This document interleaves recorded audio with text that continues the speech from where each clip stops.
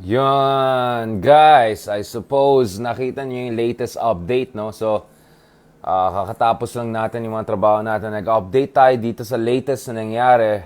So, kahapon, uh, na-cover po natin yung pag-resign ng Boris Johnson, yung Prime Minister ng UK. Although, of course, there's a transition period. It's not clear kung sino immediately magte-take over. As of last night, of course, Boris Johnson nag-negotiate siya on his departure until a replacement is there. Now, the reason I had to stop updating somehow on the situation in Britain is because of this really shocking assassination or murder of former Japanese Prime Minister Shinzo Abe, who at the age of 67 was shot dead kanina when he was giving a speech in Nara City in Japan amid the upper house elections in Japan. So first of all, let me, express my deepest condolences to Prime Minister Shinzo Abe's family and his loved ones, and to our friends in Japan and everyone who cares and loves the people of Japan. I suppose, in many ways, regardless of your political affiliations, whether you voted for Abe, whether you like Abe or not, whether you 100% agreed with him or not on many issues, including contentious issues like Japan's imperial history, among others. Eto guys, respect tayo. Respect tayo because in my opinion, former Prime Minister Shinzo Abe, the late Prime Minister Shinzo Abe, who was just assassinated, represents one of the most consequential figures of our era, at least as far as geopolitics is concerned. So we'll discuss more about the legacy of Prime Minister Shinzo Abe. As you may know, Prime Minister Shinzo Abe was the first foreign leader who visited the Philippines under President Duterte. As you remember, siya po yung pumunta sa Davao at nakistay doon sa bahay ni Pangulong Duterte. Siya po yung kumain ng durian, kasama pa niya asawa na dyan sa Davao. Siya po ay unang foreign leader na tumawag din kay President Trump upon his victory. So he was an extremely proactive leader. He was also the longest running prime minister in the history of post-war Japan. Of course, he comes from a very prominent family, former Prime Minister Nakasone. Both on his mom and dad sides, he's related to very high-level officials and leaders in Japanese history. So he comes from a very prominent family. And Prime Minister Shinzo Abe, in many ways, I would also argue to you guys later on, is the chief architect of the so-called Indo-Pacific strategy. No? So ito yung naging strategy ng Amerika, ng India, ng Australia, Japan in recent years para gumawa ng very strong alliance, yung quadrilateral security alliance, to check the worst instincts of China and to protect free and open order in the Indo-Pacific. As I said again, no one is perfect. We can have a lot of debate about more conservative LDP, Liberal Democratic Party politicians in Japan. We can have a lot of disagreements about Japan's coming to terms with or not coming to terms with its past. I'll discuss that. We'll discuss a little bit about Yasukuni Shrine also later on. But the reality here is that this is it's a shocking event. It's a very sad event, and it's also shocking because kilala natin ang Japan as a very peaceful country. We know Japan, unlike countries like US, gun control is extremely strict. So it's almost close to impossible to get access to guns. So based on the preliminary reports na meron tayo dito, the individual, the suspect behind the assassination of Prime Minister Shinzo Abe was a former military officer in the Japanese Self-Defense Forces. We'll discuss the Japanese Self-Defense Forces a little bit more also later on. And mukhang hindi shotgun ang ginamit based on the earlier reports, but mukhang parang handmade. Itong parang improvised gun ang ginamit nitong Tetsuya Yamagami, 41-year-old resident of city of Nara and a former member ng Self-Defense Forces in Japan. Now, I'm not gonna try to preempt what were the motivations. The thing is, Prime Minister Shinzo Abe may have made a lot of enemies. A lot of people may have been very unhappy with his legacy from both the extreme right and extreme left. From extreme left, or from more left progressive side, of course, they have criticized at least bouts of historical revisionism of the recent conservative prime minister in Japan. From the extreme right, also some may have had issues with him, perhaps not going far enough. So we don't know. It's also very possible. It's also very possible po na the individual involved here may have also suffered from some kind of mental illness or PTSD. He made no effort to escape. Based on the footage I saw, and I don't want to share the footage here, we don't want to, you see, this is a very tragic moment. So I'm not gonna show footage, etc. Just, you know what I'm saying? Like, respect tayo dito. So I rather not show the footage and all. Pero base dun sa mga nakita natin, like the guard were around former Prime Minister Abe, and then the shooting was kind of there. So mukhang the guy knew what he was doing, but that doesn't mean that he may not have suffered from some sort of mental illness, or that he may not have belonged to some extremist religious group, right? Who may not have been happy with some of the policies of Prime Minister Shinzo Abe. As I said, he may have made enemies from both extreme right and extreme left. Remember, there's something that Margaret Thatcher said. I don't always agree with her, but one of the things she said is, if you stand in between, you can get hit by both sides. Now, obviously, Prime Minister Abe was not someone who was a centrist. He was far more to the right than center. But, in many ways, he raised a lot of expectations about Japan, and that may have created disappointments or created anger. So I'm not going to preempt this. I'm going to wait for more updates on this. Actually, I've been asked by some international media to already write some sort of piece on the legacy of Prime Minister Abe. Last year, nagsulat din po tayo for former President Aquino. So, obviously, this is something that is not easy. I mean, over the past 10 years po, na-cover po natin ang Japanese politics. And Prime Minister Shinzo Abe has consistently been a key point of discussion as far as geopolitics in the Pacific is concerned, right? So, medyo in-absorb pa nating situation. Now, to tell you, as shocking as it is, we also know in Japan there's this kind of a history of this kind of random violence and stabbing. Just to tell you a much more, not naman, I won't say personal story, but as you may know, a few years ago, there was an incident of stabbing. So some mentally challenged, I don't know what was the situation, stabbing around in Japan, pinapatay niya yung mga bata, and then someone tried to save the kids, right? And then later on, nalaman po namin that someone was a Japanese diplomat that apparently we met back in 2017, 2018 when I was in Tokyo by the invitation of the Abe administration. So I was there in Japan a few years ago. Bumisita din po kami dun sa Prime Minister's office, Prime Minister Abe's office. I didn't meet Prime Minister Abe, but we met some of the very high-level officials, including his national security advisor, among others.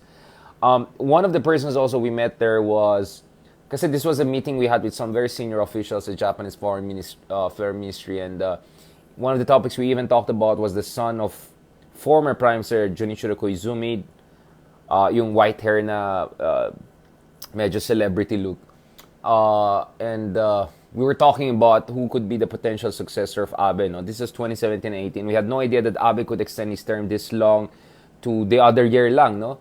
So as you may know, Prime Minister Abe, he had the sense of honor and duty to resign from office the other year ahead of the Japanese Olympics because he felt he was not healthy enough to do that. So he had the sense of honor and duty and obligation to his country na hindi pilitin. No? Kung alam niya, hindi siya at his 100%. He stepped down. Nonetheless, even though he stepped down. Even though he stepped down, kasi I'm checking yung incidents in Japan. Even though he stepped down, of course, he continued to rally support for his party, LDP party, especially amid the ongoing elections in Japan. Mukhang the ruling party of Prime Minister Abe, late Prime Minister Abe, is set to also win big, so that could give a lot of mandate to Prime Minister Kishida to push for some structural reforms that Abe was not able to push through. Now, speaking of Japan, before going back again to Prime Minister Abe, going back pala to that story, so nalaman namin yung na-stab, yung namatay dun sa stabbing incident was a young diplomat that we met when I was in Tokyo for that special meeting that we got from Japanese Foreign Ministry, etc., and Prime Minister's office. And yeah, he was trying to save the kids, and in the process, he died while trying to save the kids. So parang grabe yun. So we have this incidence of just randomly unwell persons engaging in violence in Japan. So, so I don't know. Maybe this is a mental issue. We don't know, or maybe he really belongs to some extremist religious group. So we have to look into the background of the suspects involved in this murder, assassination, homicide, whatever you want to call it, because of course it depends. If he belongs to a political group, then that will be an assassination. Otherwise, it's more homicide than assassination. And if he's mentally unwell, then that's something else, right? We have to also look at the updates that come in now. So apparently, this other person, the Japanese diplomat we met, I mean, grabe, naalala ko yung story niya kasi he was serving in Southeast Asia, I think sa Myanmar siya. And he was telling us that, grabe, sa sobrang, di ba, alam mo yung Japanese work ethic, di ba? So sa Japan, you're expected to work overtime all the time, right? And you're expected, especially kung bata ka pa, not to take yung mga, meron kang breaks, no? Dun sa kontrata mo.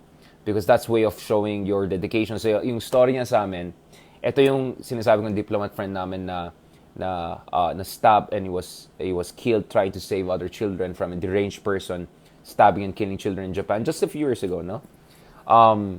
He was telling us na, God bless his soul too, he was telling us that sobrang hirap ng trabaho niya and all of that. Sometimes he stays until I think 1 p.m. and then meron daw silang capsule.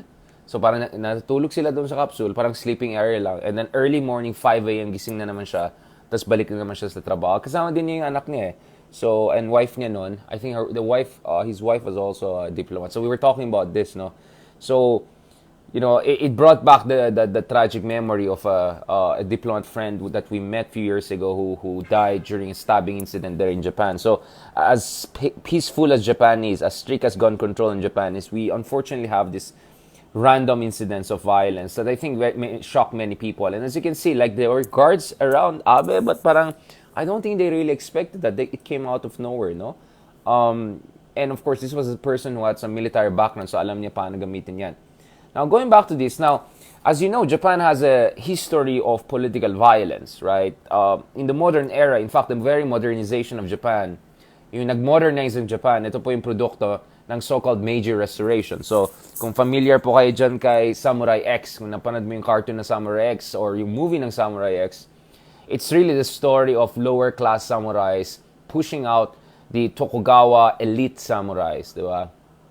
Out of power in order to modernize Japan. So, Japan has had a very brutal history of political violence.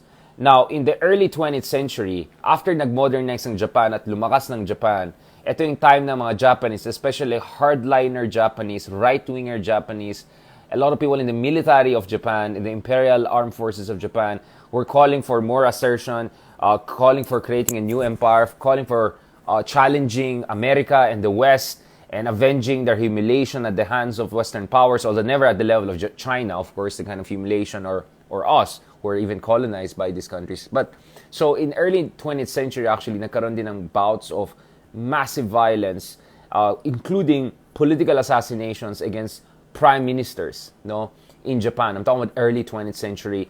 We're talking about the run-up to First and Second World War, no? So Japan has that history of political assassinations and political violence, especially since, but kasi yung history ng Japan, for 250 years or so, Japan was peaceful and isolated during Tokugawa. That's after the warring states period version of Japan. But from after major restoration, I'm talking about 1860s, 1870s, up until essentially Second World War, end of Second World War, Japan went through very crazy period of political upheavals, assassinations, prime minister being assassinated, coups internally or threats of coups. Grabe yung history ng Japan, no?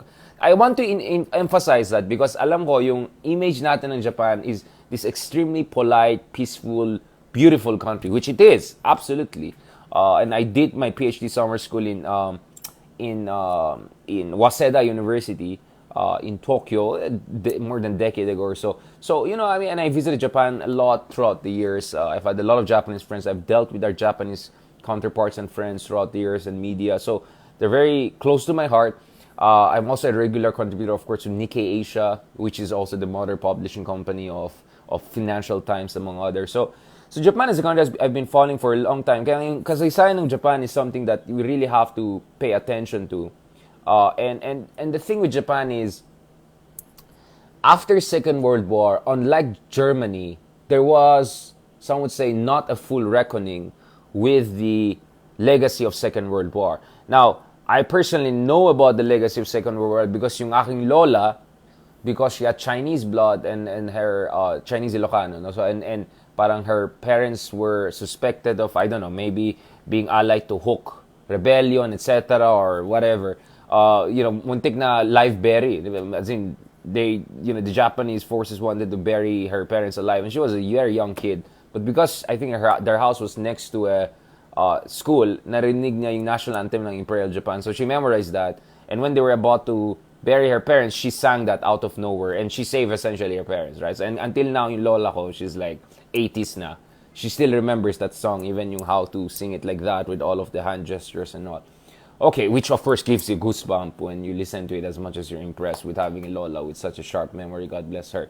Okay.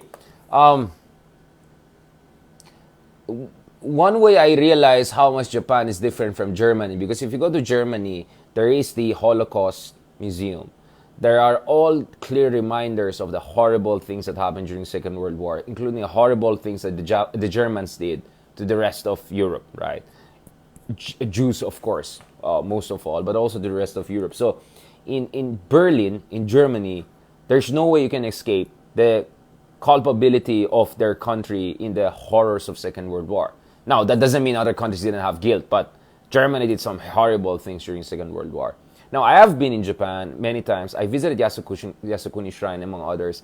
And my sense is it's not necessarily the same case in Japan. That's why in Japan, over the past 67 years or so, there's been very intensive debate about where does Japan stand when it comes to their history. So generally, more conservative politicians, their point is, parang medyo similar dun sa ano natin, di ba? Move on na lang. Let's not dwell too much on the past. While on the left, liberal, I don't know if you read Asahi Shimbun, if you talk to my colleagues who teach in different universities in Japan, they'll say na, no, they have problems with revisionism. So Philippines is not the only one, right? And in case of Japan, of course. So one big concern that a lot of progressives have in Japan is that Japan has not inculcated proper consciousness about their historical crimes, whether it's in China, whether it's in Korea, whether it's in Southeast Asia. And until now, napansin nyo, yung China at saka yung Korea, very tense yung relationship nila with Japan, including doon sa issue ng comfort women. Alam niyo, of course, yung comfort women. I mean, there was this movie by Christian Bale, no? Grabe yung movie na yan, eh. You have to watch that movie na parang, I think the story was like he was a friar or something like that in Nanjing or Nanking. And then, grabe. I mean, you could see how horrible the situation was, diba? Ito, Flowers of War. Ito movie na yan. I mean, you have to watch this movie. Grabe ito, Flowers of War. I mean, for you to understand why the hatred against Japan in places like China, and why it's crazy. I mean, go to Weibo in China and see how they're reacting to what's happening in Japan right now. But I mean, it's crazy. If you watch Flowers of War, among other movies, if not read about the history of Japanese occupation, invasion of China, Korea, among others, if not the Philippines, you would understand why there's so much anger and hatred and bitterness there. No? And this comfort women issue, the issue of war reparation, has haunted Japan's relations with many neighboring countries for a long time. And in fact, for a long time, naging issue din yung pagbisita ng Japanese prime ministers, including with Abe, to the Yasukuni Shrine, not per se, but to some areas where ang buried dyan ay yung mga top-level generals ng Imperial Japan. So you can connect the dots. Why this is a big issue for a lot of neighboring countries. Now, for some reason, in Southeast Asia, mas madali tayo nag-move on. Let's just call it that way. I mean, we still have, I think, victims of the comfort women victims. I think among us, there was even a statue there before sa Roas Boulevard. I don't know kung tinanggal or hindi. So we have had people in the Philippines who bore witness to the worst crimes during Second World War. And of course, you know, the Battle of Manila, America, Japan, sobrang massacre yung nangyari dito. Now, for some reason in Southeast Asia, Japan, I mean, I know what reason. I mean, we can discuss that. Japan has been able to completely rehabilitate itself, no? And Asian Development Bank, which is Japan Bank, was actually established here dito sa Pilipinas. And then, of course, Japan helped very much with economic development dito sa Southeast Asia. So if you look at Japanese approval rating, actually, Japan is the most popular external power in ASEAN, in Southeast Asia, based on multiple surveys, including the one by Institute for Southeast Asian Studies. I have participated in those surveys also.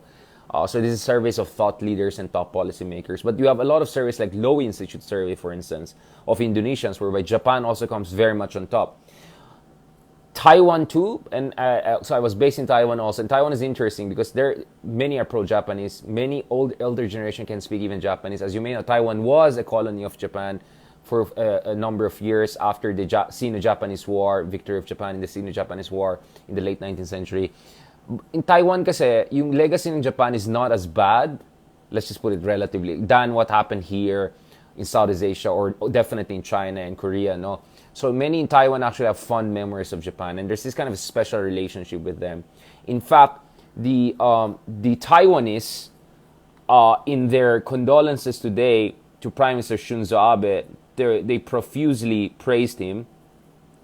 No, they called him as very ito. So I think Taiwan's foreign ministry called Prime Minister Abe the island's precious democratic partner and staunchest friend. So there's a lot of love and appreciation for Japan in Taiwan.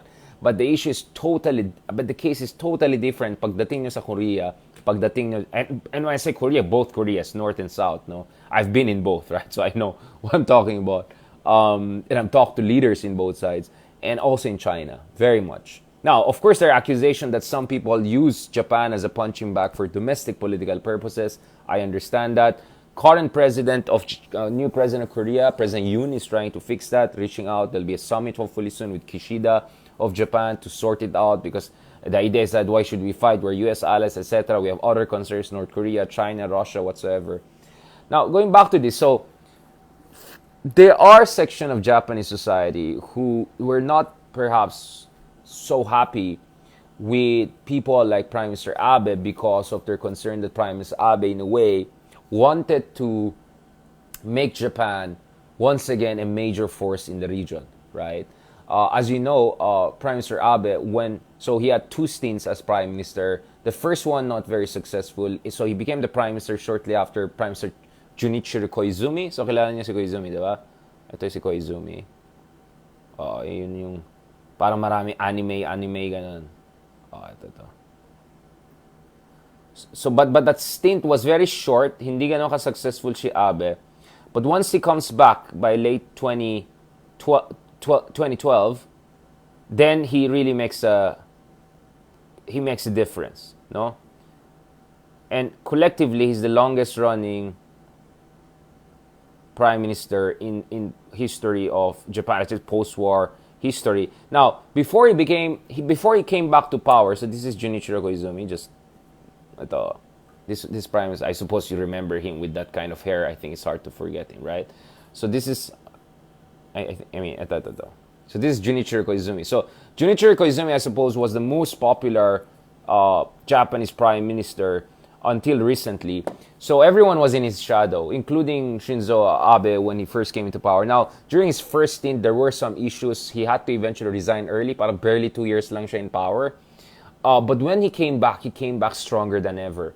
And when he came back, I remember some of the stories were saying he went to the grave of his grandfather. I think this is Nakasone, right? Who, of course, played an important role in Japanese empire expansion, who was also a former prime minister. Promised to make Japan essentially great again, right? Not necessarily an imperialistic power, but a country that can stand on its own. Now, as you may know, and this is where we're going to talk about really the contentious issues in Japan. Now, para you have a context. As I said, so as you know, Japan lost the Second World War eventually to Americans. So Americans, in order to avoid, so the Pacific War was brutal, right? So on one hand, natatalo na yung Germany. Okay, tapos na yun. Pero dito sa Pacific, brutal yung war. Eh. Yung Japanese, talagang lumalaban sila. So Americans, they dropped 42,000 artillery shells on Manila to get rid of the Japanese. Kaya nga sirang-sirang Manila. And in many ways, that contributed to high civilian casualty. We should not forget that. But eventually, also in Nagasaki and Hiroshima, no, they had to drop they decided to drop nuclear bombs in order to end the war. Nonetheless, that's also a very controversial historical analysis because some recent studies show that the Japanese were actually about to surrender to US and there was no need for the Nagasaki and Hiroshima anymore because the fear of the Japanese was the Soviet Union was about to invade them from north, coming down from Hokkaido and all.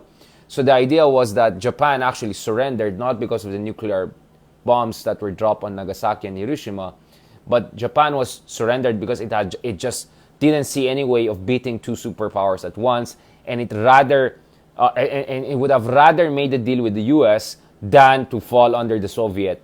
Kasi kung umatake ang mga Soviet from the north and then umatake ang mga American from the south, what do you think would have happened to Japan? It's very possible Japan would have ended up like Korea. There'll be northern Japan under Soviet Union. There'll be southern and center Japan under US. So US will get Tokyo, probably all the way up to, I don't know, Osaka, a little bit up there. But probably Hokkaido, those areas, Soviet Union will get it. So Japan would have been divided into two, a la Korea, right? So Japan surrenders. Now, the Americans impose a constitution on Japan to make sure that Japan will not be a threatening power anymore. At the same time, eventually, they help Japan to rebuild its economy. So by the 1960s and 70s, Japan was an economic miracle again, and they had fully recovered as a major power. So much so that by the 1980s, they were the second largest economy in the world, and the Japanese palace, the imperial palace in Tokyo, was more expensive than entire California by some estimates in the 80s before the entire stock market crash and economic stagflation happened. Now, Americans imposed a pacifist constitution in Japan, and Article 9 of that constitution, called the Pacifist Constitution, expressly proscribes Japan from projecting power externally, right? So, the Constitution, Article 9, vows to, quote, renounce war as the sovereign right of the nation. So, this is the full context of the article as follows. Let me read it for you guys, para maintindihan nyo. Guys, lahat niyan related, Lahat ng sinasabi ko related. So, aspiring sincerely to an international peace based on justice and order, the Japanese people forever renounce war as the sovereign right of the nation and the threat or use of force as a means of settling international disputes. In order to accomplish the aim of the preceding paragraph, land, sea, and air forces, as well as other war potential, will never be maintained. The right of belligerency of the state will not be recognized. So this was a very strict constitutional proscription and provision that was imposed on Japan. Now, Japan nonetheless worked around it. So for a while, Japan said, fine, our economy is destroyed. We don't want war. There's Soviet Union. There's Cold War. Let America take care of our national security. But slowly and slowly, as the Cold War became more and more ugly, Korea War happens, Vietnam War happens, Japan develops actually an armed forces. That's why the term for the armed forces of Japan is the self-defense forces. Because if it's armed forces, then it kind of violates the pacifist constitution. Because as we said, ito yung sinabi ng Article 9, no?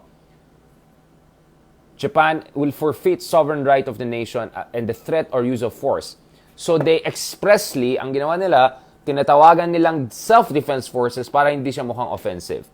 But of course, if you're familiar with Japan and you're familiar with military affairs, you know that Japan has the most advanced naval forces in Asia and easily among the top 5 most modernized and developed armed forces in the world.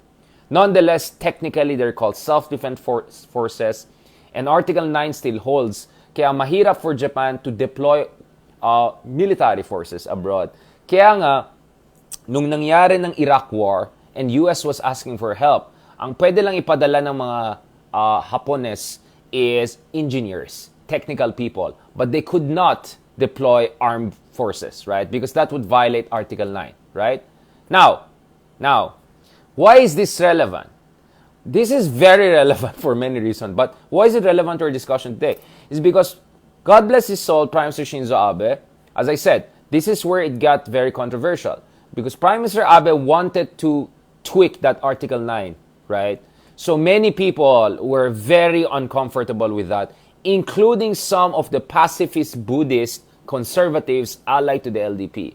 So not only the leftists, socialists, progressives, and liberals, but also some pacifist Buddhist groups were not comfortable with that issue. Now, I don't know if this assassination has to do anything with that.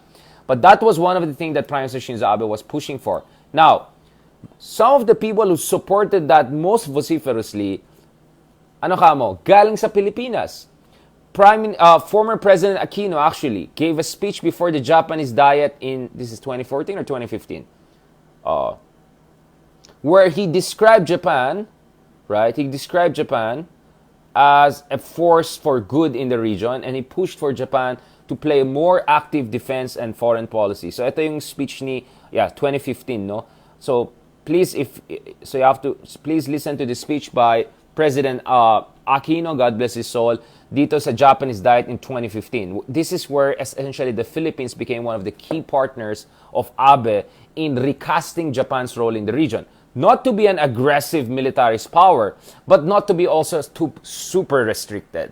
Instead of two hands tied at the back, at least one hand, so that Japan can help out other countries, including with technology transfer, including with giving surveillance equipment, giving multi-role patrol vessels, which is what Japan has been doing to us over the past few years. And slowly, Japan, together with India, with other countries, is also engaging in development of advanced weaponries. And Japan also has very advanced Suryo submarines. Ito yung very quiet diesel submarine yata to. Yeah, diesel submarines, Suryo submarines, which have been sought around the world, including in Australia and also in the Philippines, right? Which are very good in warship warfare, surface warfare. So, mga Chinese, medyo worry nila yung Suryo submarine. So, Abe has been trying to change that slowly. Now, Prime Minister Abe, in order to allow for Japan to be a much more acceptable international defense and foreign policy player, geopolitical player for that matter, he also realized that Japan has to revamp its economy.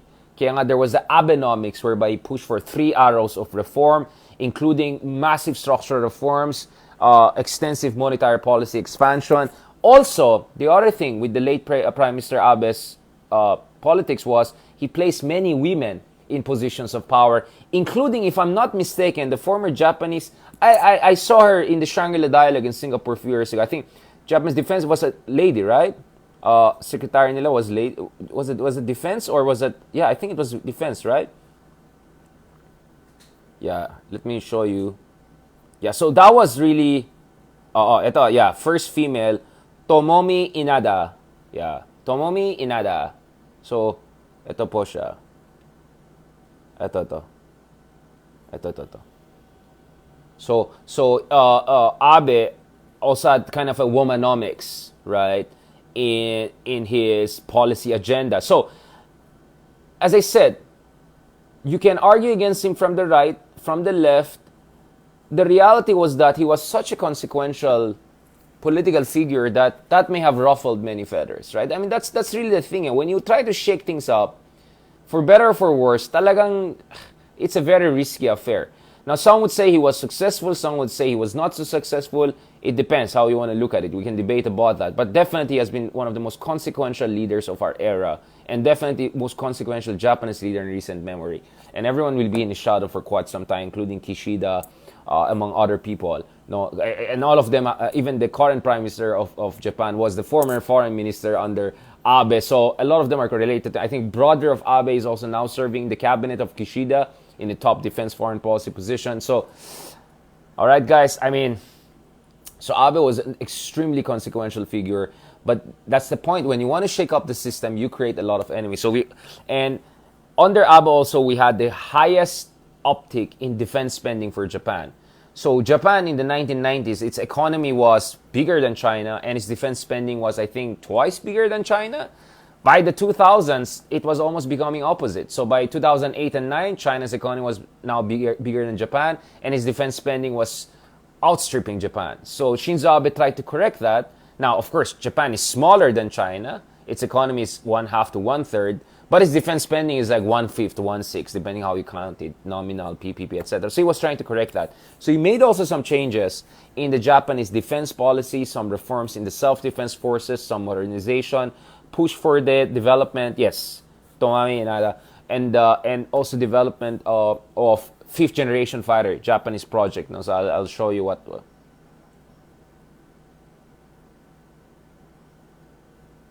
So as you notice, what I'm doing here, right? I'm giving essentially a crash course on Japanese geopolitics, right? So ito yung fifth generation air superiority fighter na Japan is working for, right? I think Mitsubishi ang involved dito, no?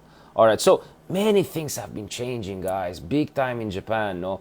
And Shinzo Abe was able to hold it together and build a very strong coalition, but he also had many, many enemies and many, many people on the left and on the right, far left and far right, were not very happy about what he was doing with Japan. Now, geopolitically, Shinzo Abe, and this is where I want to end on his legacy, was also... One second lang, hinahanap na naman ako.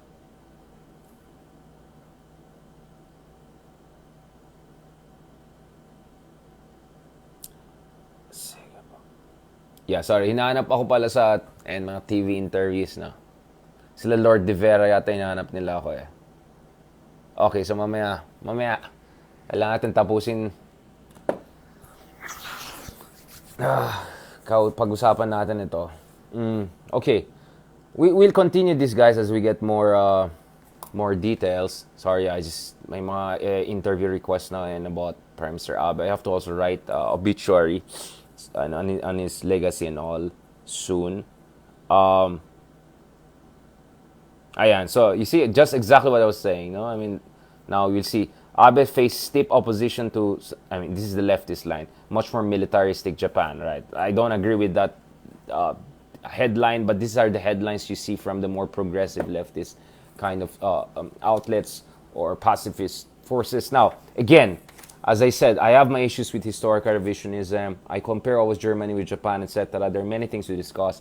But today, I think we have to show respect to people who have tried in one way or another to make the region at least safer for everyone. And one of the things that Abe did also, upon coming back to power in 2012, was he pushed for the creation of what he called a democratic security diamond.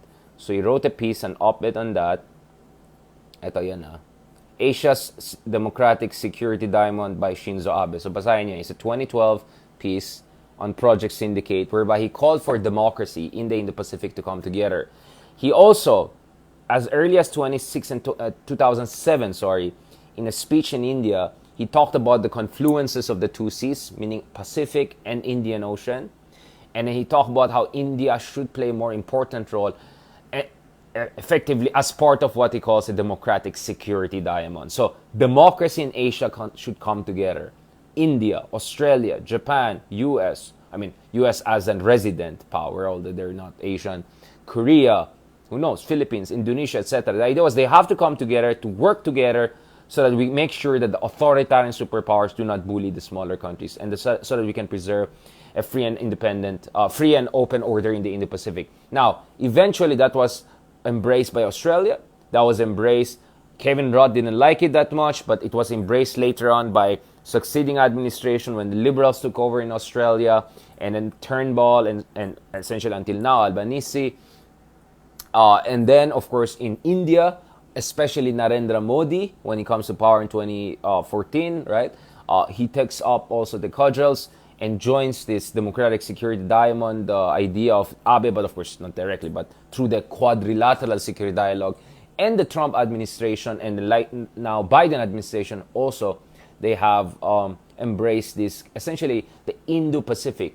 Yung title ng speech ni Abe was The Confluence of Two Seas. It's a very eloquent speech, and I suggest you check that. It's a speech that he presented before the Indian Parliament 15 years ago, right? So in many ways, you would say Abe is really the chief architect of the geopolitical doctrine or episteme that is guiding the foreign policy of America, of India, of Australia, among others. So that's how influential he has been, no? And as I said, even when he stepped down from power 2020, right? August 2020, if I'm not mistaken, because he felt he's not at his best, so out of honor, etc. Alam mo naman yung mga Japanese, diba? Meron silang sense of honor, sense of duty. So he stepped down, etc. Yon. His successors, two immediate successors, including now Kishida, have more or less continued yung legacy ni Shinzo Abe, right? Now, as I discussed to you, he was also very proactive as a diplomat in a way. He became the first foreign leader to visit the Philippines under Duterte. And obviously, he tried to fix relations between U.S. and the Philippines. It kind of worked. Trump comes over. From what I understand, they had golf with Trump together. I probably talk about Duterte and try to say, hey, let's not fight with the Philippines. Let's be friends, Trump. Of course, I'll fix everything. So parang siya yung middle brother between Trump and Duterte. Inayos yan ng konti. So he tried to hold the whole thing together. And he was very active. I think Abe, if I'm not mistaken, is the most traveled leader in the region. He traveled like 42 countries in just a few years. He chose Southeast Asia as one of his first major destinations. And he really focused on ASEAN empowerment of the region. So there's a lot we can discuss here. As I said, we may have disagreements on historical revisionism. We may have some ideological debates. There were also some issues with corruption, among others, under the previous administration in Japan, etc. But I'll leave it to the courts to decide on that point. But what I'm saying here is that, today we lost one of the most consequential leaders of our era, and I think we owe him at least due respect and appreciation for the legacy he has left. Now, I really hope that the Japanese people will come out of this stronger, and the Japanese people will have a stronger sense of their mission in the region. Because if Japan doesn't step up to the game, we know who will dominate us in this part of the world. All right? As simple as that. Kailangan natin yung Japan, because if Japan doesn't help us, the smaller countries, kakainin tayo ng buhay ng ibang kilala niyong bayan. All right? Ang Amerika po ay hindi Asyano. We don't know how long America will be active in this part of the world. They're not Asian. All right? But Japan is part of our region. Japan is a brother nation, right? The same with South Korea. The same with India, right? These are our brother nations. These are fellow democratic nations. So if they don't step up, we know who's gonna fill in the gap, right? So as I said, domestically, we may have disagreements. Ideologically, we may have disagreement. But saludo ako sa dating Prime Minister Abe for making sure that Japan will move in the right direction of being the middle brother, of helping us, the smaller brothers, to stand up on our own. Salamat sa kanya, we have more patrol vessels for Philippine Coast Guard. Salamat sa kanya, we have been able to develop a robust defense cooperation. We have better ISR, intelligence, surveillance, reconnaissance capabilities. So, Prime Minister Shinzo Abe did a lot to make sure our relationship with Japan elevates to new levels, and that Japan will play a proactive, constructive role in the region. Not imperialistic, not militaristic as the propaganda of some countries, which countries tries to portray it, but to make Japan a more helpful country even. And even under Abe, by the way, yung subway na matatapos sana under at least BBM, panahon pa ni Aquino na sign ng 2015, again, it was Shinzo Abe who signed that. Alright? It was Shinzo Abe who signed that. So, Shinzo Abe's legacy will be with us here in the Philippines, including many development projects, including the subway na God willing matatapos by our Japanese friends and brothers. So, God bless you, our Tomo arigato gozaimase to Abe-san, God bless his soul, and our deepest condolences to people of Japan, our brothers, our Asian brothers and sisters. Maraming salamat, guys. Thank you very much. So let me just say thank you to folks that have joined us for today. Thank you very much to our mates and friends from all around the world. Yeah, thank you for joining us, guys. Thank you kay Nula. Thank you kay Leslie Adolfo. Maraming salamat po. Ito, seryoso na talaga tayo. Respect tayo, guys. May Canedo. Thank you very much kay Rina Alcantara. Salamat kay Mary Gandeza. Salamat po. Rizani, maraming salamat po. Yes, to our marami tayong mga kameta dito nag-join. They're joining us from Japan.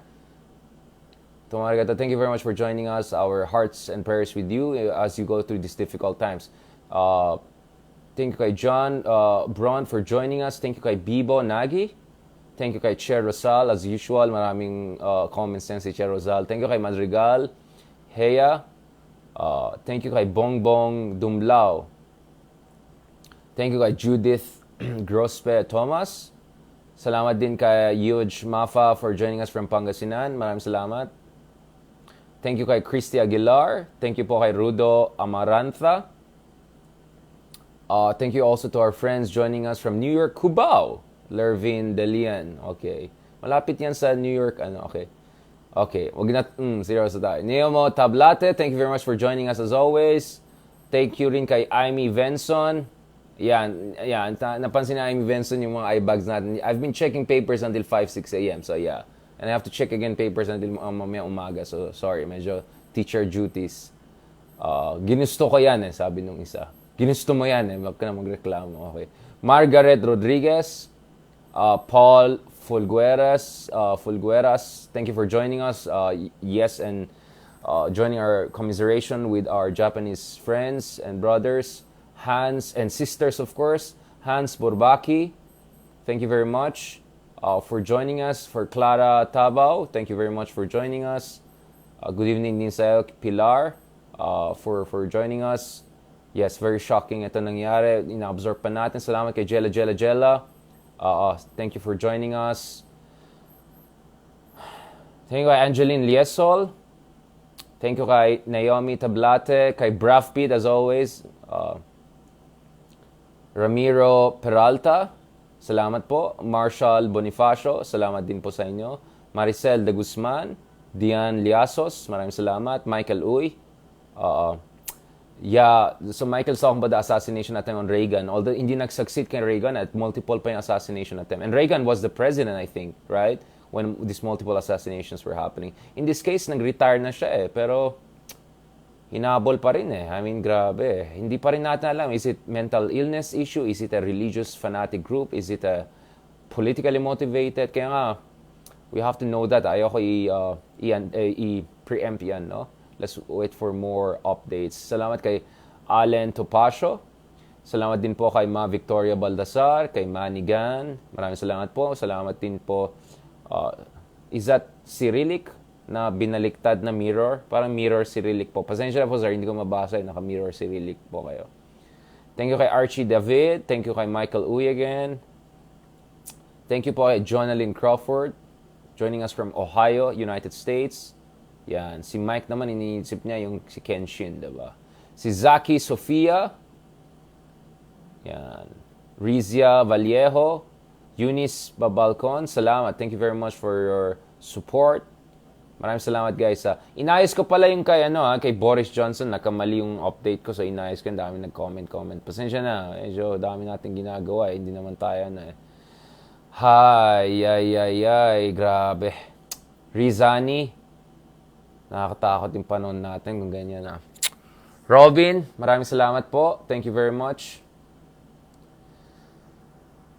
Thank you very much kay Alex Peredo for joining us. Thank you kay Senan Makalalad joining us from Australia. Thank you kay Wilma de la Cruz Ligot. Thank you for your support. Thank you kay Amy Gracia, kay Marife Guerrero, joining us from Antipolo. Marisa Ramos, maraming salamat po for joining us. Very kind of you. Salamat din kay Tina O, kay Lizelle Feilanga. Salamat po for joining us. Mamie Senizal. Nakita, dami sa inyo din ang interesado dito sa topic. Grabe, no? June Foronda. Relative ba tayo? Che Rosal. Luz Bragace. Thank you po. Thank you for your support. Grabe, daming comments Talagang mukhang shock talaga tayong lahat dito. Kay Che Rosal, kay Eric Aragon, salamat po for joining us. Sorry guys, I'll have to leave a bit earlier kasi may isa pa akong interview. Hinahabol na ako ng media dito sa issue na yan. Bigla nakikita ko yung mga Japanese friends ko na professor, nakikita ko dito sa messenger. Baka I have to message them. Kay Mimi Veliando, maraming salamat din po. Thank you guys, super thank you. Thank you kay Ibarra Marciano, kay Jocelyn Lumberio, very, thank you very much. I hope you guys have some more ideas about Japan. Of course, I'm not pretending after this you're going to be expert on Japan. I'm not an expert in Japan, but it's a country I've been following very closely throughout the years for many reasons, right? And it's a very consequential country, and they've been very kind and supportive of us in recent years, notwithstanding the dark past history during Second World War. Reynaldo Soler, thank you very much, sir, for joining us. Kay Ma'am Fenny San Miguel, thank you very much also for joining us. Thank you kay Angeline Simons. Maraming salamat. Glow V. So, try ko i-update ito mamaya. Upload ko sa Spotify ko rin para pwede niyang pakinggan if hindi na panood ng ganitong video. Anyway, so today, wala tayong masyadong, you know what I'm talking about. It's just straight conversation, discussion, mini lecture, whatever. So, siguro maganda yan para sa Spotify. Maraming salamat kay Mitch Tengcho also for supporting us. Yes, rest in peace, Prime Minister Abe. And our hearts with our Japanese brothers and sisters. Angeline Simons, thank you again as always. Jean Andres Paz. And Maria Esmeralda, also sending her prayers. Thank you kay Helen Aguinilio Tan. Thank you kay Jennifer Kidet. Thank you kay Christina Merin. Thank you for joining us. Very kind of you. Try natin habol na lang tomorrow, guys. May discuss din ako. Of course, balikan natin ang Pilipinas, economic policy ni BBM, etc. Yung article ko for Nikkei Asia in Tokyo. Balikan ko yan. But today, of course, we had to really dedicate this to a friend of the Philippines. Josephine Suarez, thank you very much also for joining us and for generous support. Kay Alan Roque, kay Katrina Paladin Frias, kay Maggie Mateo, thank you very much dun sa suporta nyo. Thank you kay Freshly Leaning. Parang nagreklamo siya, hindi ko siya babatiin. Ayan, o yan. Binatian na kita. Okay ka na? Bernadette Uy, thank you very much din. Yan, kay Lamy Enriquez. Very kind of you guys. Thank you kay Archie Andal. Hindi ko pa nalagay sa iTunes kasi separate pa yung login. Sa Spotify lang Thank you also to Florante Gachero. Very kind of you. Thank you kay Isabel Kini. Kay Ray Rodriguez. Maraming salamat, guys. Let's catch up soon again. God willing, tomorrow I'll try to make a follow-up on this. Try ko early morning na lang before lunch or early afternoon, okay? Bago balik sa trabaho. Baka hopefully may more updates tayo and balikan din natin kasi we have to do also a recap of the first week of President Bongbong Marcos sa Pilipinas. Ano bang, what things can we glean? What lessons can we glean? What are the key features of the emerging Marcos administration? Emerging dahil wala pa yata yung DOH, diba? And some of the secretary. DOE meron na ba? So, let's talk about that. Alright, so tomorrow, guys, recap tayo dun sa first week of President Bongbong Marcos, and then update din tayo dito sa sitwasyon sa assassination of former Japanese Prime Minister Shinzo Abe. Thank you very much. Tomo arigato. God bless. Talk to you guys tomorrow. Inshallah.